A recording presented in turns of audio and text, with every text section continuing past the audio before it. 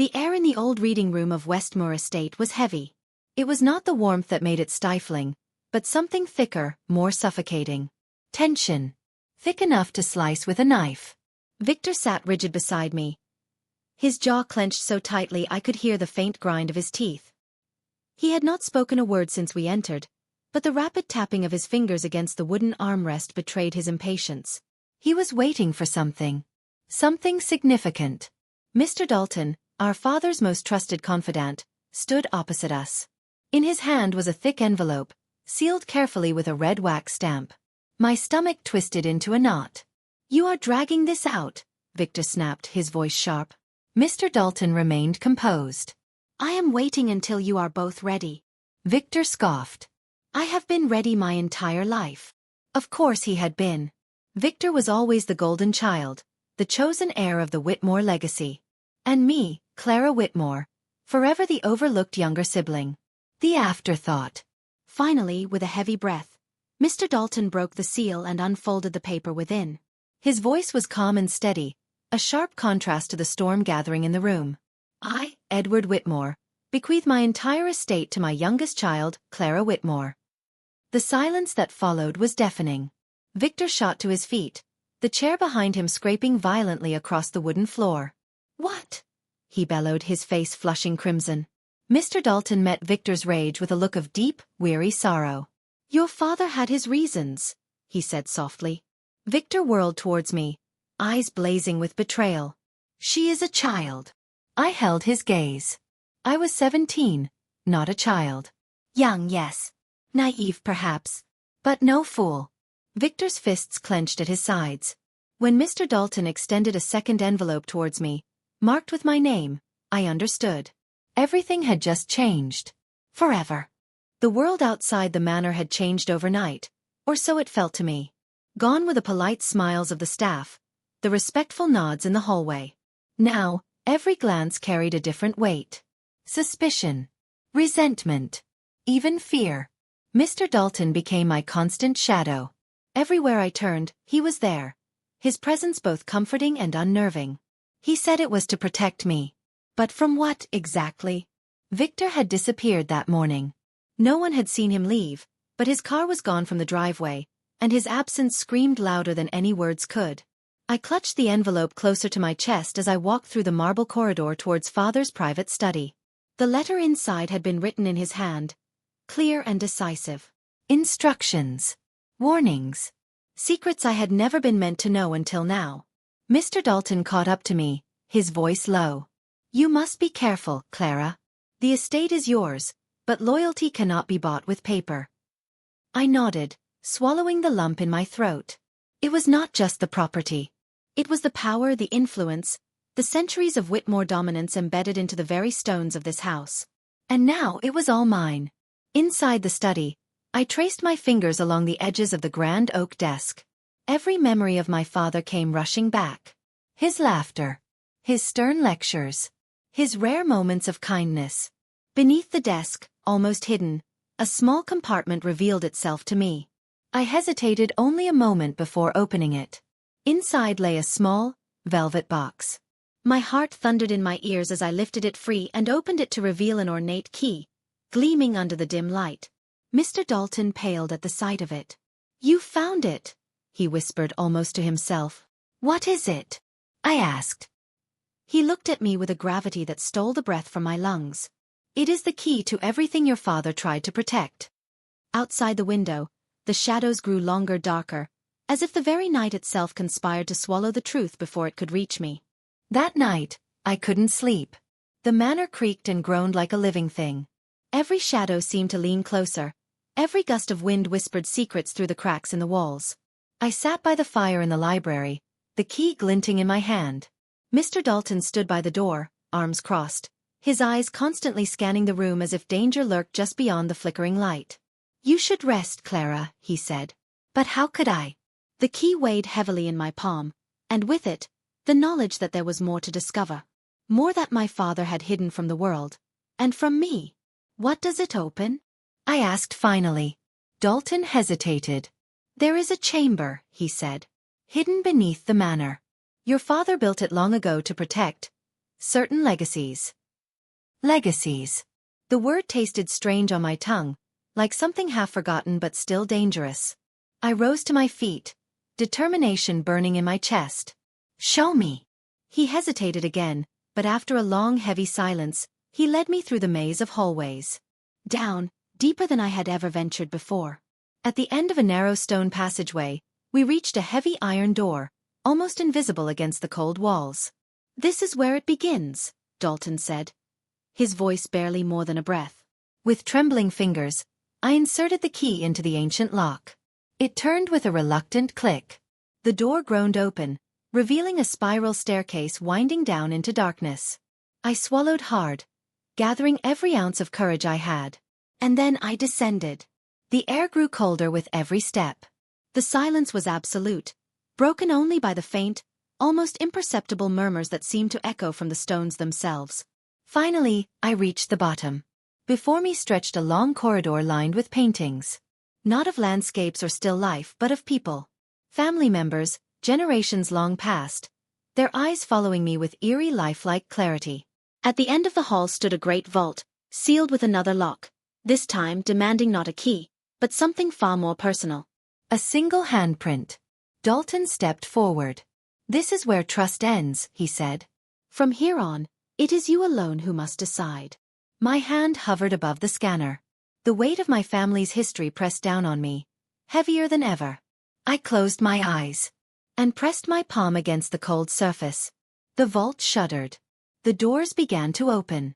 And with them, the true beginning of everything my father had hidden from the world.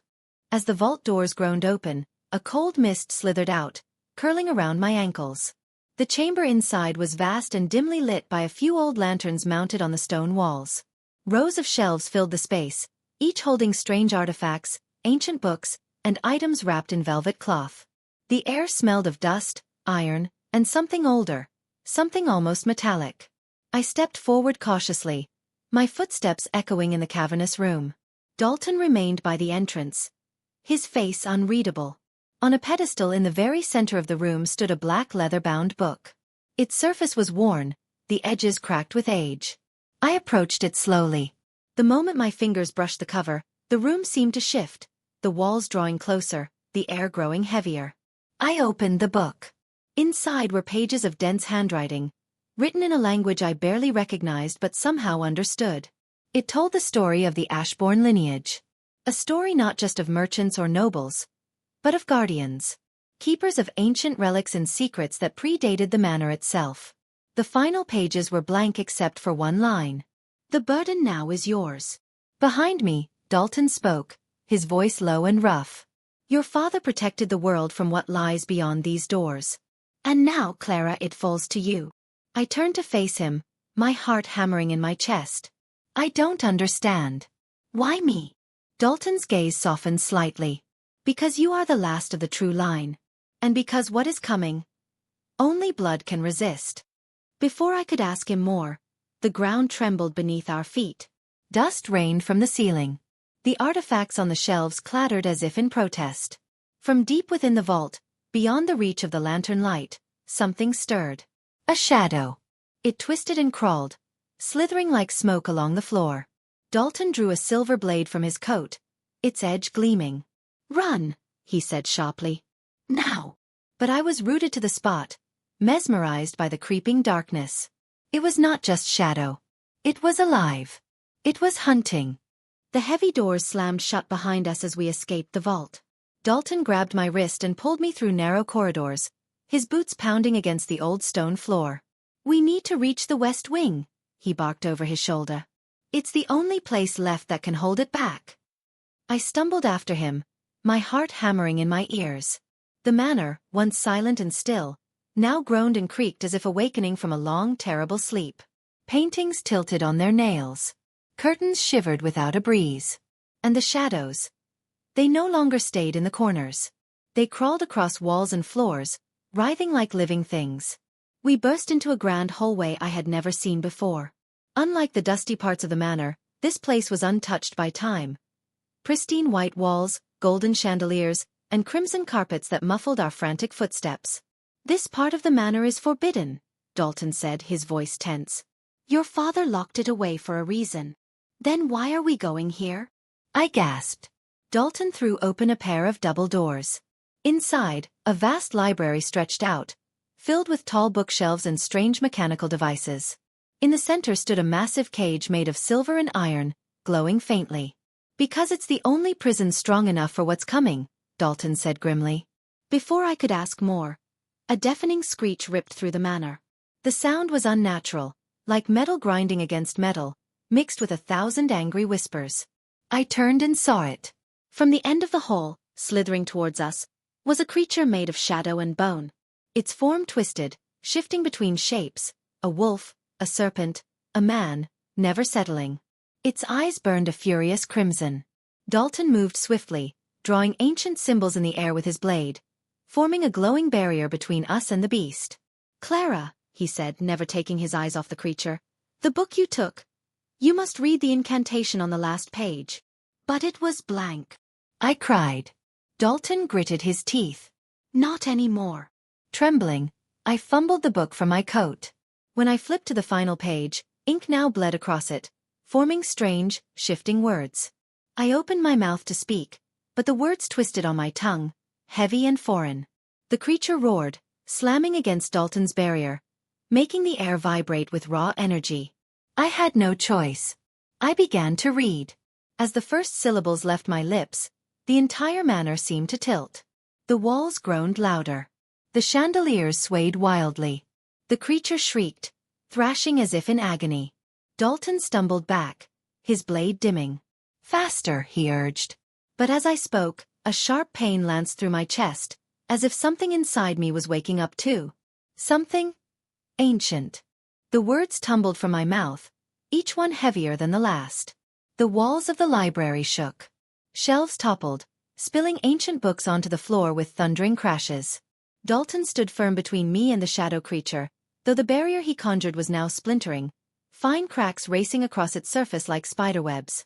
Suddenly, my knees buckled. A burning sensation exploded across my chest, and visions flooded my mind. I saw my father younger, in this very room, standing before the same cage. He held the same book, but he hesitated. He was not alone. A woman stood beside him. Her face was hidden, but her voice echoed through my soul. Blood calls to blood, she whispered. It cannot be locked away forever. The vision shattered, and I was back in the library, gasping for air. Dalton shouted my name, but his voice sounded far away, muffled as if underwater. The shadow creature lunged forward, smashing through the crumbling barrier with a shriek of triumph.